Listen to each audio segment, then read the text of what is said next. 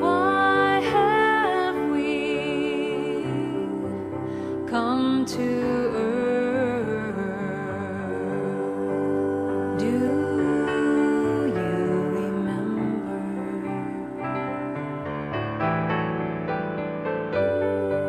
Why have we taken birth? Do you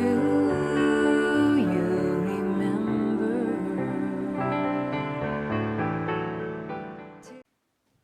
I need you all to come to my house when I do talks, because all my stuff is still sitting there. All out there for you. All my wisdom is laying across all the desks as I prepare. And I was whispering to Charlie, I forgot something. So we'll see if God still planted it in my head. After I do my sharing with you, I wanted to also honor some of the students, so I'll be doing that at the tail end of this. But thank you for being here today. I would have taken it personally if it was empty in here. I already know that about myself. I was really bold, and I decided to put something on Facebook to see what that felt like. And I can't tell you, I sat there and my finger hovered over the send button. Because I thought, how will they take that? Oh, isn't she full of herself? She's on Facebook. She's doing a talk.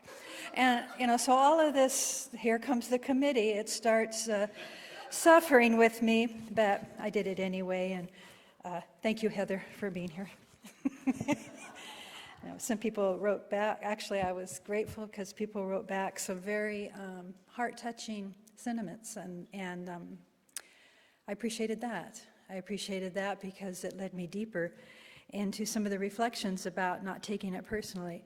We are taking the information this month. Reverend David has chosen the 4 agreements, Don Miguel Luis, and this book in particular has been a classic on many people's bookshelves for years, and it has just 4 simple agreements within it. If you did the 4 agreements, you'd be enlightened. You'd be at peace with yourself.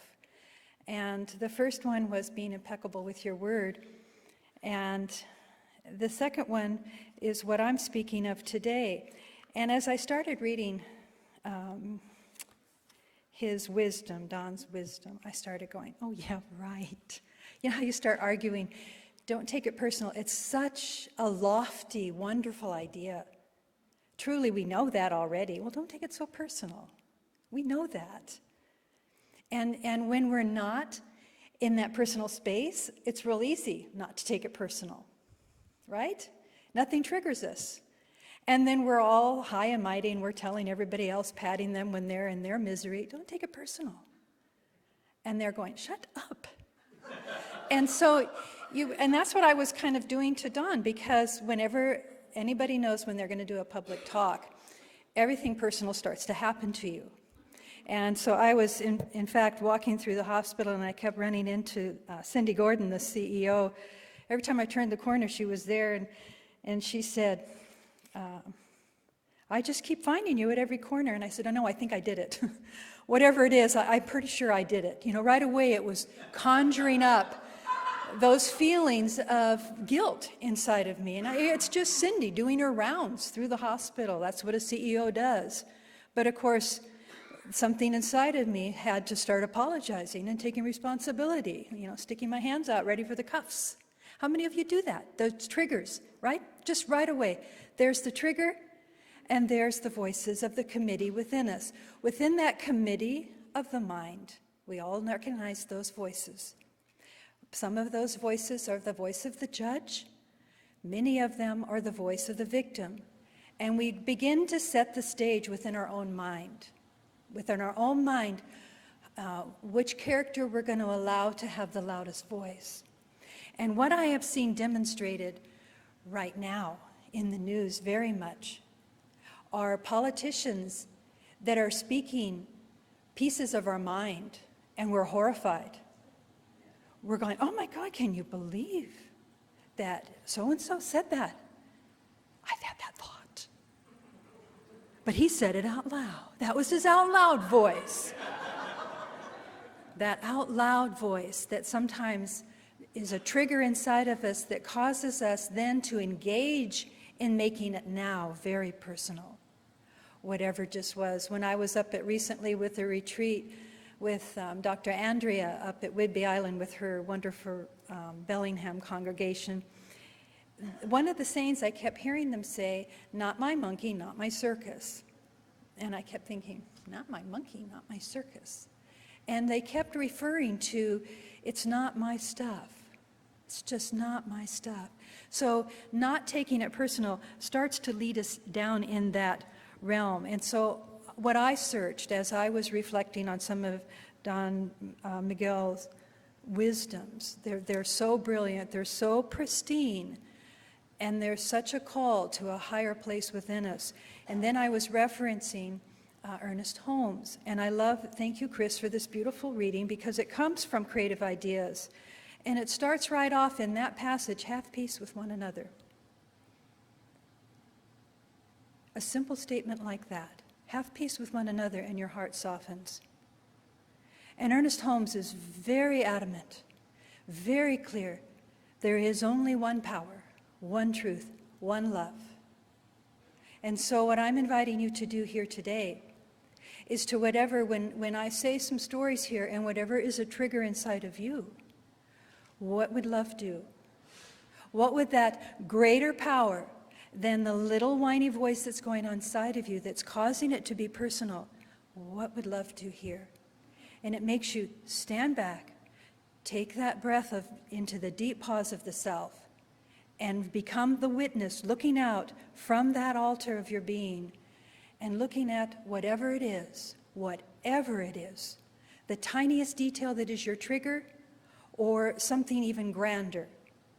So you watch yourself, where am I? Where's the witness? And what is this great power that all the great teachers and what Ernest Holmes, the founder of our teaching, is expressing so powerfully again and again? It's one love. It is one love, and what would that do? May I see with the eyes of love. May I get back and back deeper into myself so that all that I see is unfiltered and only the eyes of love can see through. Just see through all of it until what my words follow then, the impeccable word that I speak, will come from that deep reservoir of love and not from the script of the committee that has everything already prepared, already ready to react. Now recently, years ago, I told a story about when I went to the post office and I drove through and I made the wrong choice of where to go, and I had this lady just yelling at me and ranting, and I got all insecure. Okay, that was years ago, and I still carry it. Okay, when I go to the post office, I'm like, oh God, where is she? She's going to yell at me and she's going to shame me. And this time, I went to the post office with Charlie. And Charlie's got this huge heart, and he was just running in to do an errand real quick, and I was going to stay in the car, but he got out real quick and bumped the other person's car. And I went, ooh, that was a bump. And then I looked over, and she's in the car, and I went, oh, and she's in the car.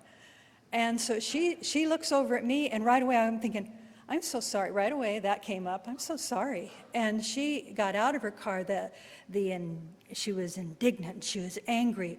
She was using her out loud voice that sometimes we feel when we come to our car and it has a little bump in it.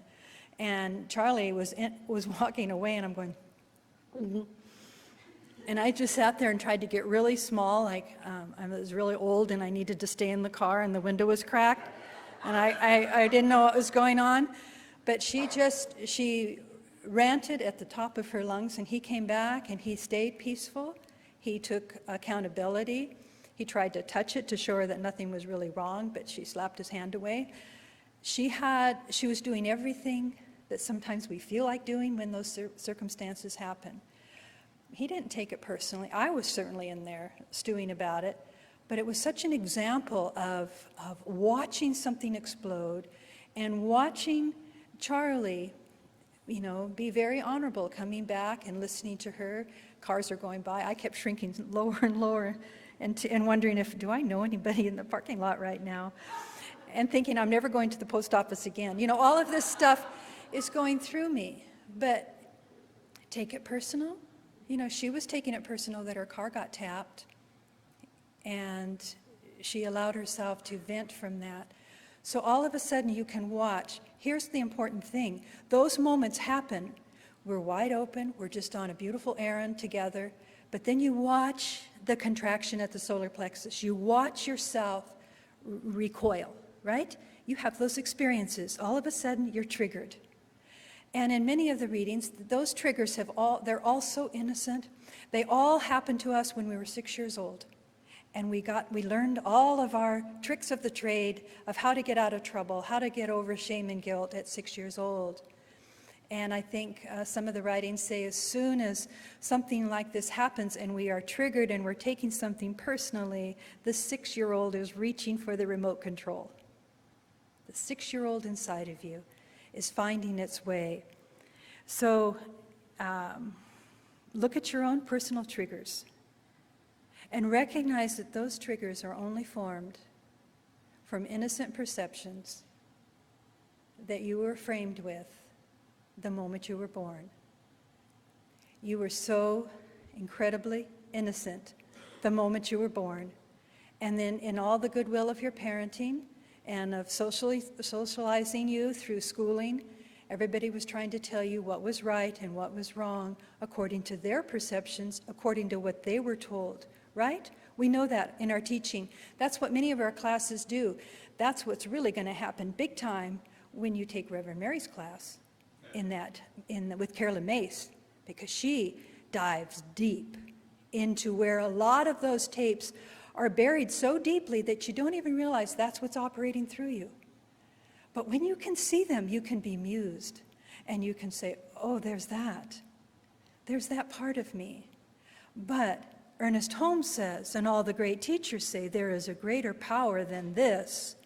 There is a greater knowing than this that lives and moves and breathes through me, and that is love. And so what would love do here? And so that mute button is pushed onto your remote, and you allow that greater voice to speak through you. So watch in your own experience all of the they should haves. Why didn't they? How could they? How dare they? Oh my. Or you turn it back on yourself. But it all starts with that personal self-examining of the deep question. And the Maharishi and Deepak Chopra and all of the great leaders and teachers of meditation ask you this to always start every meditation with, who am I?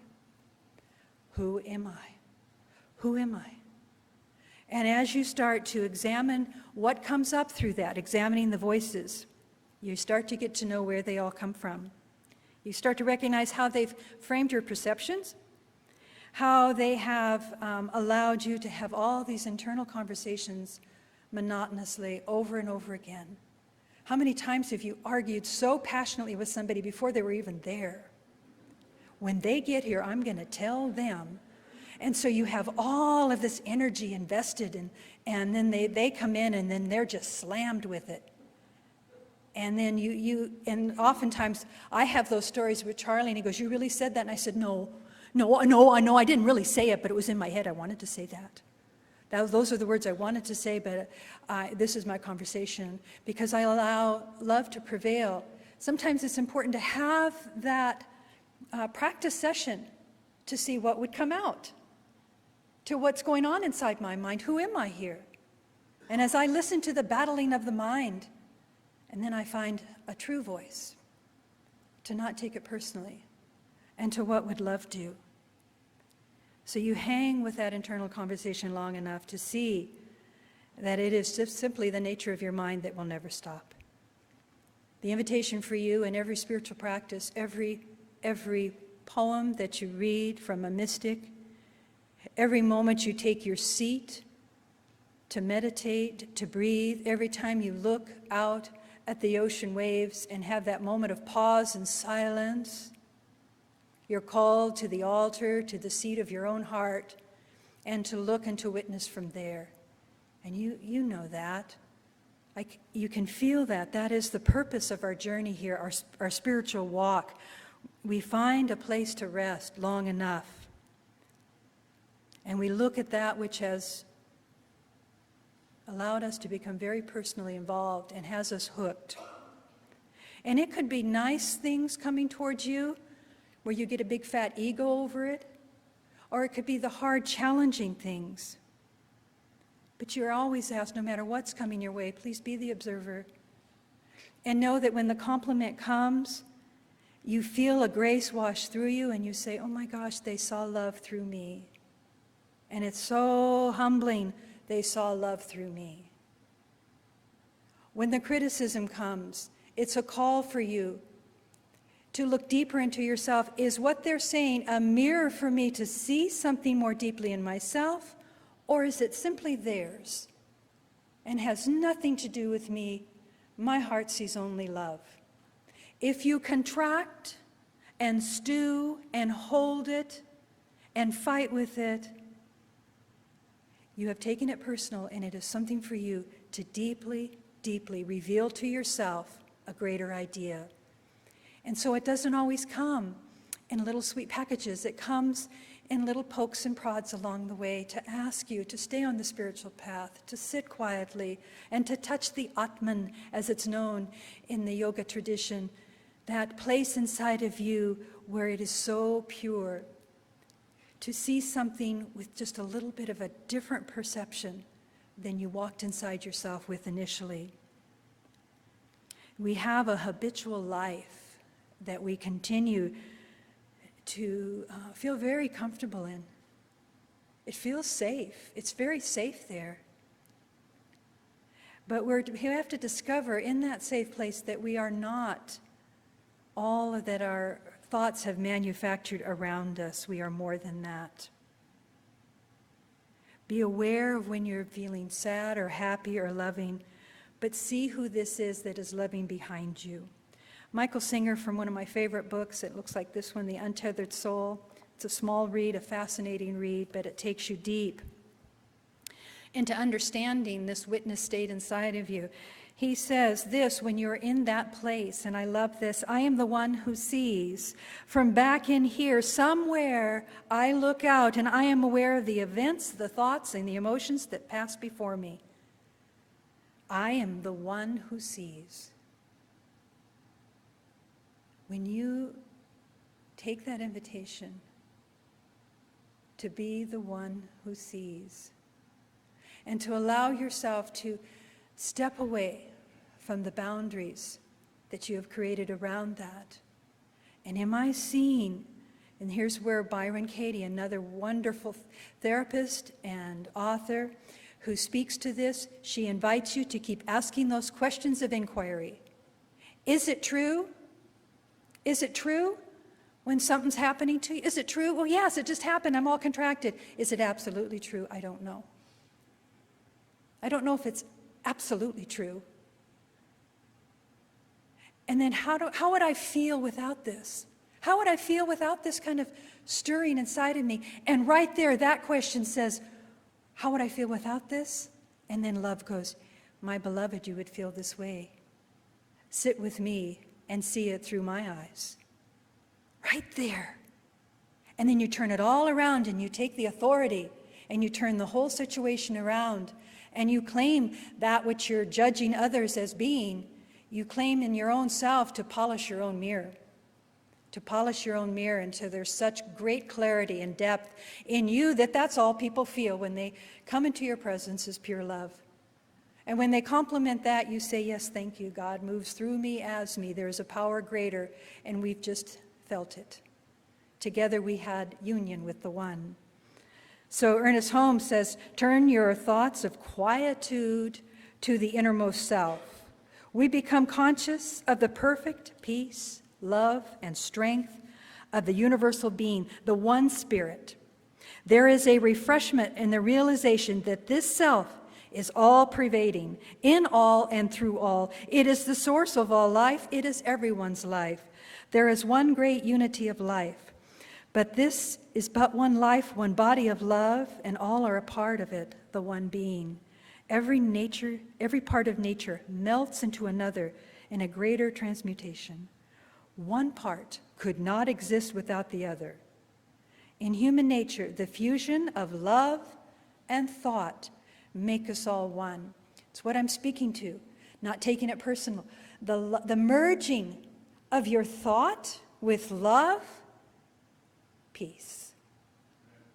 Peace all around you.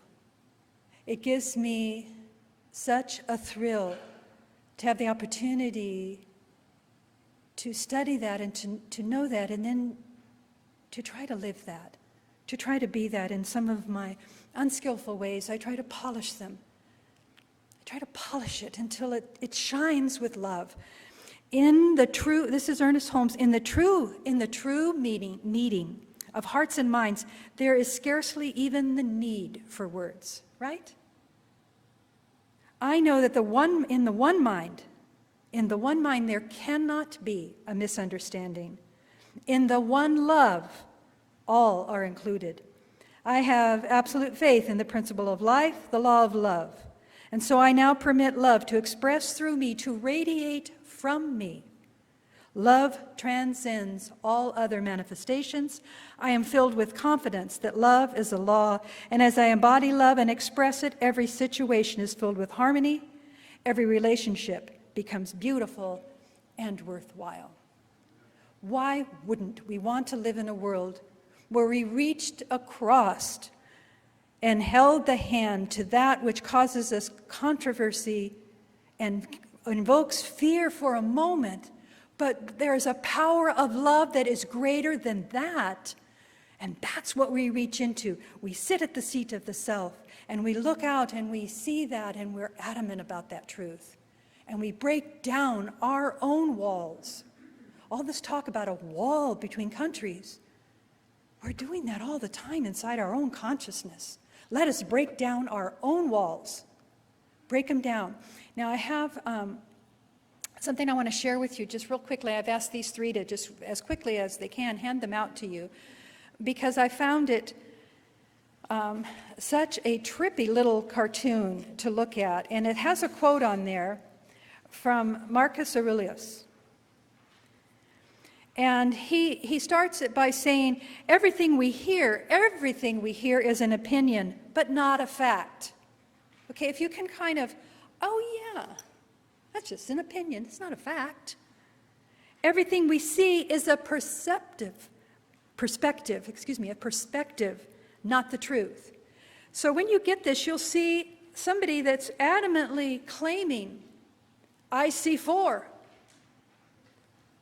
And on the other side of the equation, no 3. And I have stared at that.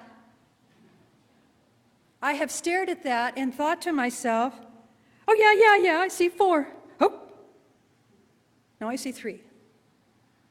And I try to make that 3 into 4, and I can't. So I give that to you as your challenge this week. David always gives out homework. That's yours.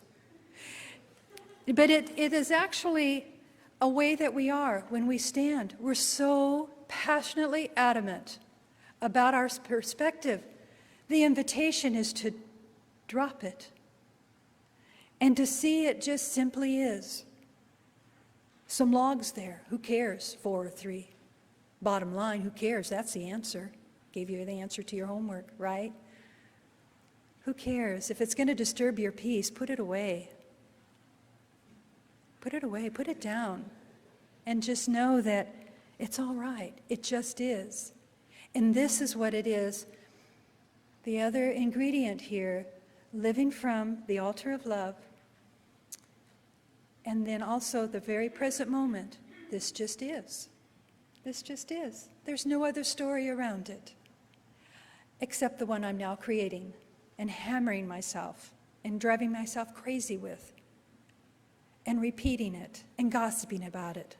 You know, all the uglies start to happen when we take things personal.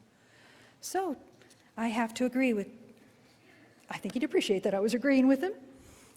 But Don Miguel, I have to agree.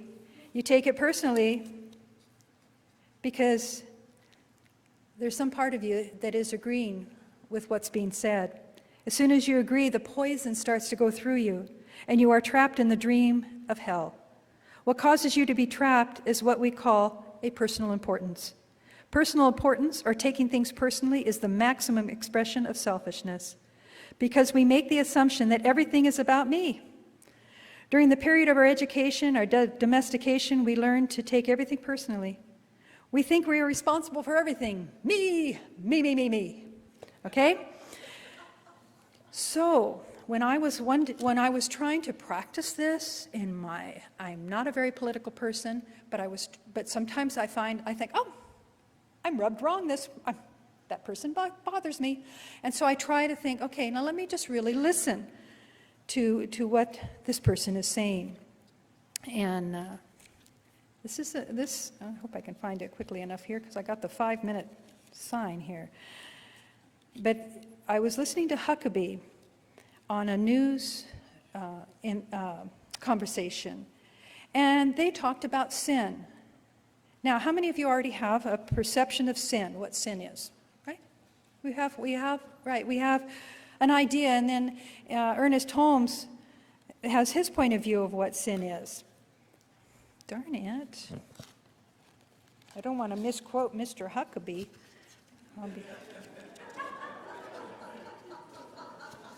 Oh, it's right here in front of me. See, it's usually the answer is always right in front of you. So right away, my perception of sin was okay, here, because he was asked that. And I thought, oh, here goes, you're born a sinner. And I start to contract, and I start to have my little snitty attitude. But what he said was something quite different. So, first of all, when a Christian speaks of sin, a Christian says, all of us are sinners. I'm a sinner, everybody's a sinner. One who sins is missing the mark, right? That's the one that a lot of us are comfortable with, missing the mark. It's missing the bullseye, the perfect point. I miss it every day, we all do. But here in this conversation, he said, because it was about asking for forgiveness, and he said, well, I know I have to ask God's forgiveness every day because I think when we understand what sin is, and here he goes deeper into this, sin is the pride of putting self above others. And I just turned to that and I thought, putting self above others. And I think we all do that. I challenge people. I say, if you don't think you're a sinner, if you don't think you're self-centered, which is what it means to be a sinner, self-centered, to be a sinner, then the next time you get a group photo, look in that photo and tell me what image do you look for first. And I thought, so God's forgiveness, he says, that we don't elevate ourselves above others. So there was a moment there, you see? I could have stayed with, I'm not going to listen to that, and hit my change the channel button, but I chose to say, I'm going to stay with this long enough, because my heart just divided from whatever was about to happen that I didn't even know, but the committee in my head certainly was telling me what was going to happen. But I chose to go sit in the seat at the altar of my heart and to just simply witness, what can I learn here that will be a pearl of truth that will change me forever, that will take the hardening of my heart and soften it into the glory of love. And it was transmuted in that moment when you allow yourself to take the medicine of the divine. Take that medicine, drink it into the soul of your being, and allow it to dissolve the walls that separate us so that we find peace with one another. I have some other things to share. I'm going to wait until the next service to expound on some of those ideas. But I wanted to complete this talk with a meditation from Ernest Holmes about divine companionship. He speaks of this inner witness as your inner friend.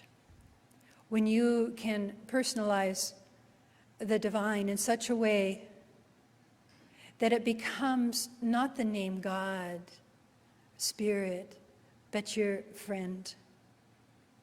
You become so deeply held by that love So this is his meditation in the back of your Science of Mind textbook. I have an inner friend. I have an inner friend who walks and talks with me daily. So right there, it's the inner friend. It's not one of the people in the committee of your brain, mind. It's an inner friend that does no harm. He's not far off, but he is within me a constant companion. I shall never become lonely, for my friend is always near. I have but to speak, and he answers. Before ever my lips spoke, he told me of his love. Oh, my kind friend, how dear to me is thy presence. Oh, my kind friend, how dear to me is thy presence. The Spirit within me is my friend, is my friend. And it speaks only love. Know with me now,